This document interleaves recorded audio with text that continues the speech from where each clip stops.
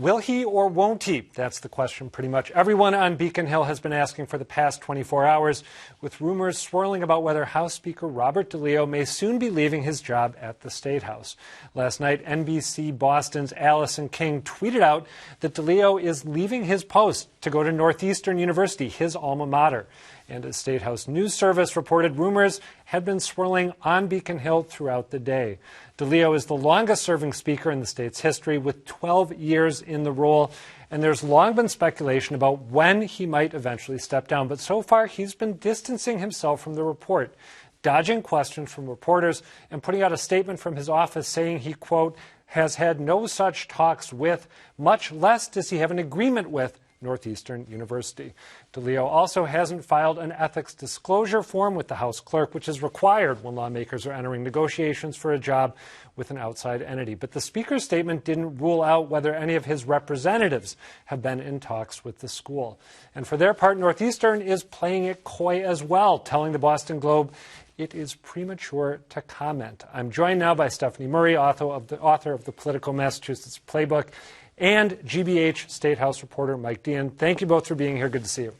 Good to be with you, Adam. Mike, let me start off. Let me start with you. I feel like usually when a move like this is in the works, there are sort of rumors that percolate in the place where they're beginning, and then they filter through to the outside. I'm not in the building, unlike you, but this totally took me by surprise yesterday when I heard about it. Had you heard that something like this might be in the works, or was it a surprise to you too? It certainly wasn't a surprise. I think the only thing that's unique about this particular round of DeLeo speculation is that it's coming, still during a COVID surge, when a lot of stability in state government is kind of important here. But it's the end of the legislative session. They just wrapped up overriding a number of the governor, or rejecting a number of the governor's veto amendments that he sent back. That's a huge piece of the work that the legislature and the speaker have to do every year. It actually is probably one of the better departure times in general. We've been hearing these rumors on and off for years and years as DeLeo's tenure has gone on and on and on. He's been breaking records now in his 12th year here. So to hear that Northeastern University is where he might land, his alma mater, this really wasn't a surprise to too many people in the building. But it's a ground earth shattering kind of event when it happens. So it certainly had some ramifications today and probably into next week as we see if this is legitimate or not. Stephanie Murray, can you give people who might need it, who don't follow the State House as closely as you and Mike do, a refresher on what the Speaker's role is in relationship to the governor and the Senate president, both structurally but also, I guess, just organically, the kind of relationship that he has carved out with Senate President Karen Spilka and Governor Charlie Baker? So Speaker DeLeo, he's part of the big three on Beacon Hill, Senate President Karen Spilka and Governor Charlie Baker being the other two. And he just wields kind of incredible power over the House because of the way that the body is structured and the way that the committees work and the chairs work. He has a lot of power. And it's pretty unusual during his tenure as Speaker to see representatives kind of vote against him in big numbers. Pretty much they always vote with the Speaker. A lot of the negotiations and things happen kind of behind closed doors where he builds consensus.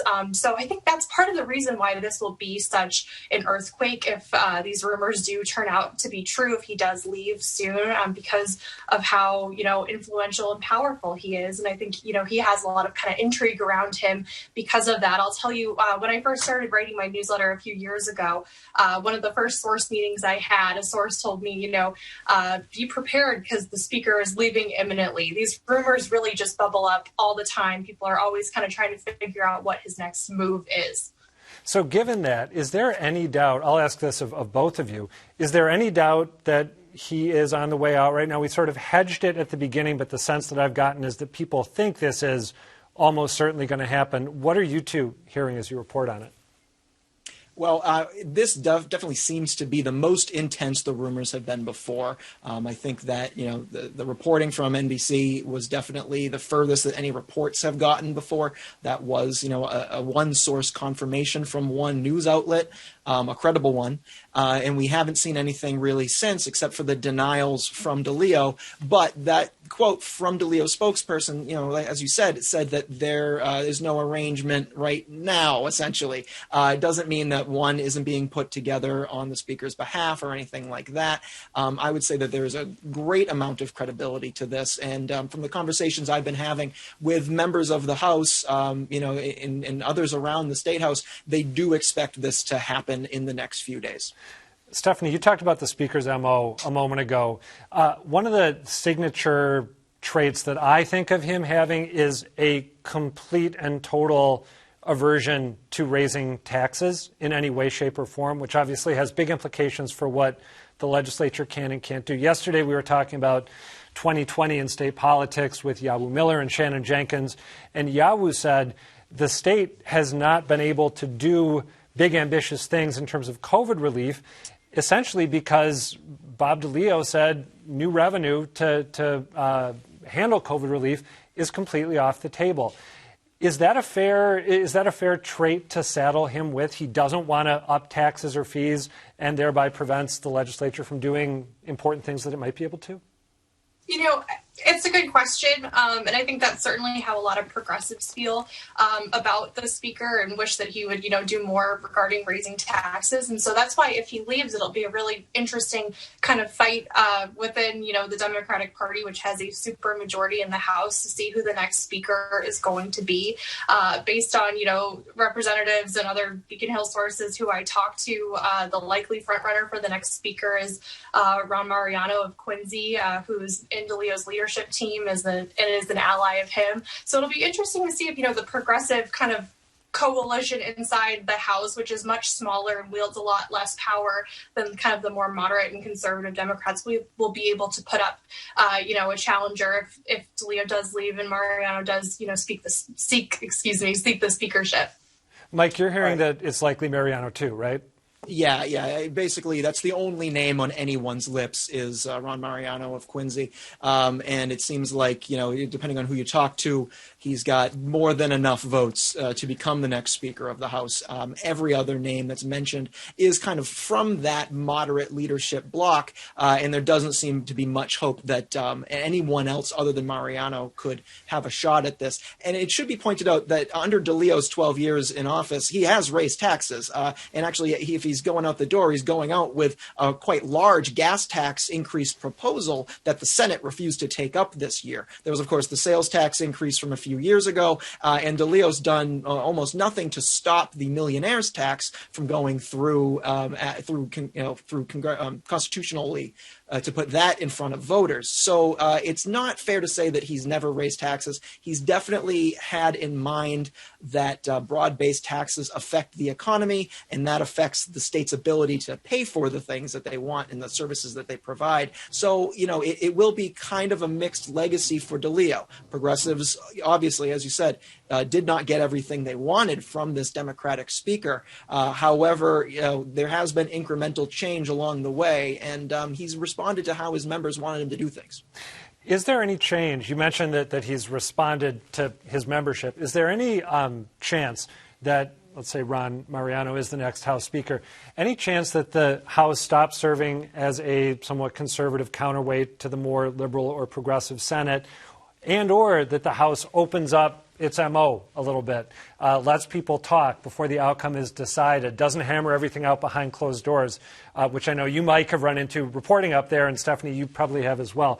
Or is it going to be basically DeLeo 2.0 or Finneran 3.0 or whatever the right snide phrase would be to describe that approach? Right. I would say that Mariano is somewhat in the mold of DeLeo that way. Mariano's seen and known as a backroom dealer. He's probably the top negotiator on DeLeo's team. He is the creature of those back rooms. That's not to say that he doesn't have any intention of keeping things open or opening things and having some transparency there. But so far, that has not been his MO. Stephanie, does that sound right to you?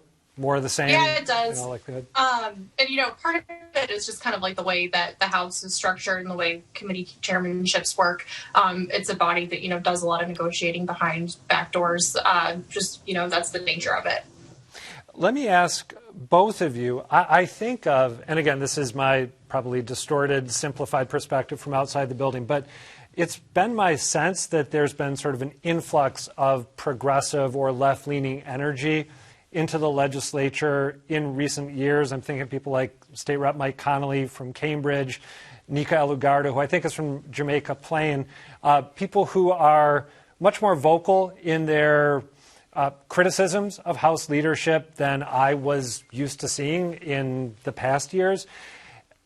Am I right that there has been sort of a new breed of House representative who's been introduced into the mix? I'll answer that question first, and if I'm even onto something vaguely, I have a follow-up question. Yeah, I think you're right, Adam, but that group is still pretty small. In the September primary a few months ago, there were a number of progressives who were challenging incumbent state representatives that were more moderate, and I think almost all of them ended up losing. So, progressives are eyeing the state house, but they're pretty outnumbered, and incumbents kind of still rule the day there. I'd say that it's, as all things on Beacon Hill, incrementalism really wins the day. A lot of the new incoming freshman representatives are replacing outgoing, more moderate or more conservative Democrats. So it really wasn't so much those challenges in the primaries that will make the change, so much as it is the retiring members who are being replaced by younger and more progressive representatives. We're seeing far more women being elected to the House. We're seeing more minorities being elected into the House. Whether or not they buck this new speaker remains to be seen. It's unlikely that they do. But we are seeing something of a growing progressive caucus. And I think a lot of people are looking at the next speaker for where that kind of progressive change can happen. Mariano is, of course, 74 years old. It could be speaker for life. But I think folks are kind of taking the long game to see who the great hope of the progressives may be. And is them taking the long game why, as you say, it's not likely that you'll see people bucking the next speaker, but they'll be, sort of trying to play their cards right for down the road?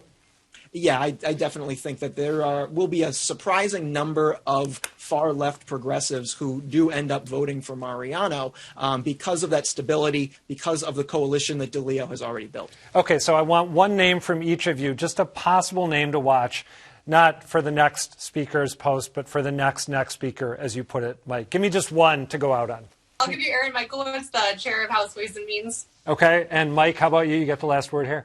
Yeah, Michaelowicz is definitely on the radar. There are a number of other progressives. Marjorie Decker from Cambridge definitely comes up in a lot of conversations. And it could be, depending on how long Mariano is speaker, it could be someone who's not even elected yet. But the House does definitely reward seniority. So any of the chairmen that are in power right now could stand a chance. But I think Stephanie's absolutely right. Michaelowicz would be the name on everyone's lips there. All right. Mike Deehan, Stephanie Murray, thank you both. Good to talk to you. Thank you. Thanks, Adam.